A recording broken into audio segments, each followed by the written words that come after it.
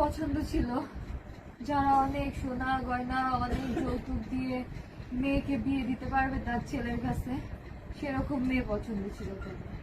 কিন্তু আমার স্বামী নির্লোভী ছিল, ও সৎ ছিল, ও আমাকে পছন্দ করছে, ও আমাকে পছন্দ করে বিয়ে করছে। কিন্তু বিয়ের পর ও অনেক মাতৃভক্ত ছিল, তো ওর মাতৃভক্তি প্রচুর ছিল। আমি সেটাকে অ্যাপ্রিসিয়েট করতাম, কারণ আমিও তো একদিন মা হব, আমারও সন্তান তাহলে ওর মতো হবে, ওর যেহেতু সন্তান। কিন্তু একটা পর্যায়ে যখন যে দেখলাম আমার দেওয়ালে পিঠ ঠেকে যাচ্ছে, আমি খুব ওদের যত্ন করতাম, ওকে ওর মাকে, কিন্তু ওরা না আমাকে বুঝতো না। আমার হাজবেন্ড আমাকে প্রচুর ভালোবাসতো, কিন্তু ওই যে একটা এজ গ্যাপ, ওর জন্য ও আমাকে বুঝতো না।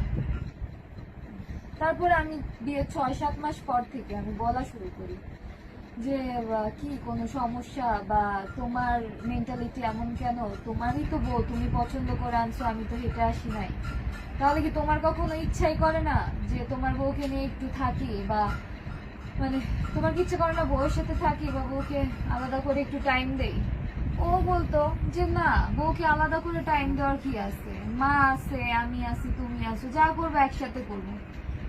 বউকে তো রাতে ভালোবাসা যাবে, বউকে তো রাতে বউয়ের সাথে তো ঘুমাই, তখনই ভালোবাসবো। আমি বলতাম বউকে মানুষ শুধু রাতে ঘুমানোর জন্য, ভালোবাসার জন্য বিয়ে করে, বউয়ের কোনো শখ আহ্লাদ কিচ্ছু থাকে না। আর ওর মা আমাকে সংসার করতে দেয়নি। আমার হাজবেন্ড আমার হাতে রান্না ভালো খাইতো জন্য আমার শাশুড়ি এক পর্যায়ে আমার রান্না বান্নাই বন্ধ করে দিল। আমার শাশুড়ির এথিক্স ছিল, ছেলে বিয়ে করবে বউকে, বউ তাড়াতাড়ি বাচ্চা হয়ে যাবে, বউয়ের সংসার আর বাচ্চা নিয়ে থাকবে, আর সে তার ছেলেকে নিয়ে থাকবে। আমার শাশুড়ি, আমার জামাই, মানে আমার হাজবেন্ডের এই যে 35 বছর বয়স,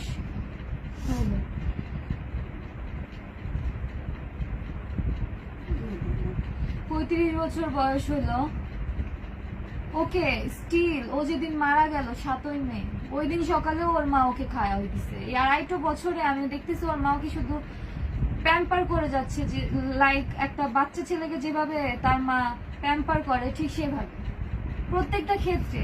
ও কি পোশাক পরবে, ও কি পোশাক কিনবে, ও কোনটা পরে অফিসে যাবে না না যাবে, ও কখন কি খাবে, কখন ঘুমাবে, কখন ঘুম থেকে উঠবে, সবটা ওর মার কন্ট্রোলে। আর আমার হাজবেন্ড সেটা মেনে নিত। তো আমার একটা পর্যায়ে যে মনে হলো এটা তো খুব টক্সিক, কারণ আমি তো ওর ওয়াইফ, আমার তো নিজস্ব একটা, মানে আমি এমন একটা কিছুতে ভুগতেছিলাম যে আমার আইডেন্টিটি ক্রাইসিসে আমি ভুগতেছিলাম। আমি আমার অস্তিত্ব খুঁজে পাচ্ছিলাম না ওদের মাঝখানে।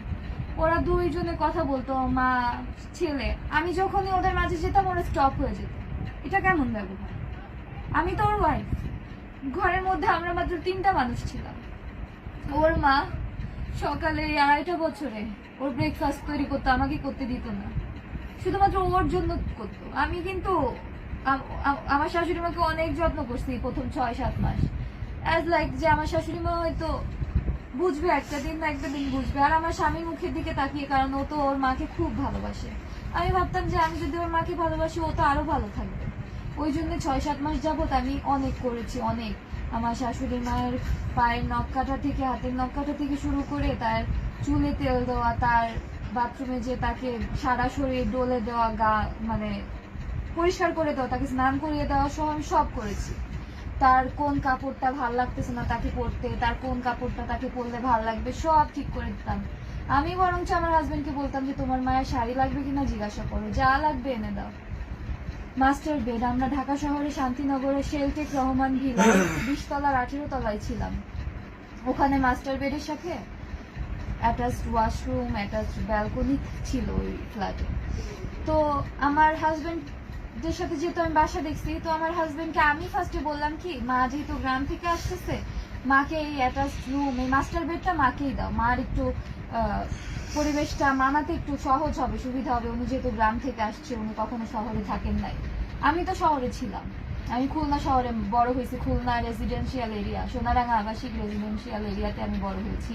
ওখানে আমার স্কুল লাইফ শেষ করে যখন বাবার বাসায় আসলাম, 7-8 মাস পরে আমার বিয়ে হয়ে যায়, আমি সারদা সুন্দরী কলেজে পড়তাম। তো আমার হাজবেন্ডকে বলার পর আমার হাজবেন্ড বললো কি, তুমি এইটুকু মেয়ে, তোমার তো উচিত ছিল আরো তুমি বলবা যে মাস্টার বেডটা তুমি নিবা, সেখানে তুমি আমার মাকে এটা নিজে থেকে দিতে বলতেছো। বাহ ভালো, আমিও আশা করছিলাম যে আমার মাকে মাস্টার বেডটা দেবো, ঠিক আছে তাহলে মা মাস্টার বেডটা নিই। তো মাকে মাস্টার বেড দেওয়া হলো, আর আমরা থাকতাম একটা রুমে। আমাদের হাজব্যান্ড ওয়াইফের কোয়ালিটি টাইম বলতে কিচ্ছু ছিল না, কিচ্ছু না। সকালে ঘুম থেকে ওঠা থেকে শুরু করে ওর মায়ের ডাকে ওর ঘুম ভাঙতো, ঘুম থেকে উঠে মা মা মা মা। আমার বেশ ভালো লাগতো প্রথম প্রথম যে আচ্ছা ঠিক আছে ও খুব মাকে ভালোবাসে, ও তো আর বাইরে কাউকে ভালোবাসতেছে না, ওর মাকে ভালোবাসতেছে। ওর মা ওর জন্য রান্না করতো খিচুড়ি, শুধুমাত্র ওর জোয়া রান্না করতো, ও যতটুকু খেতে পারবে ততটুকু। তখন থেকে না আমার মনের মধ্যে আস্তে আস্তে খুব পেইন হতে শুরু করলো যে এটা কেমন ব্যবহার। আমি, ও চলে যেত অফিসে, তারপর আমি আমার ব্রেকফাস্ট আর শাশুড়ি মায়ের ব্রেকফাস্ট আবার তৈরি করতাম আলাদা করে। ওর মা যদি তরকারি রান্না করতো শুধুমাত্র ওর জন্য রান্না করতো, খিচুড়ি রান্না করতো শুধুমাত্র ওর জন্য। আমরা তো ঘরে 3টা মানুষ, ওর জন্য তো রান্নাই করতো, আর কটা চাল ডাল বেশি নিলে কিন্তু 3 জনের হয়ে যেত, বাট ওর মা কখনো করতো না, ওর মা কখনো করতো না। আমাদের হাজব্যান্ড ওয়াইফকে একসাথে কথা বলতে দিত না দিনে যতটুকু। আমার হাজব্যান্ড তো পুলিশে ছিল, পরে ডিফেন্সে আসছে, র্যাবে আসছে। তো আমার শাশুড়ি মা, আমার হাজব্যান্ড দিনের মধ্যে যতটুকু টাইম বাসায় থাকার সুযোগ পাইতো আমার শাশুড়ি মায়ের সাথে আমার হাজব্যান্ড থাকতো। আমি কিছু মনে করতাম না, ভাবতাম যে ওর মা আসছে গ্রাম থেকে, ও তোর মাকেও তো পায় নাই, সংসার কেবল শুরু করছি, ঠিক আছে হয়তো একদিন না একদিন ঠিক হয়ে যাবে। কিন্তু এই একদিন না দিনের পর দিন হতেই থাকলো, আমার হাজবেন্ডের মধ্যে আর কোনো পরিবর্তন নাই। ও ওর মাতৃভক্তি, ওর মাকে ভালোবাসতেছে, মাকে টাইম দিচ্ছে, বাট আমাকে আর টাইম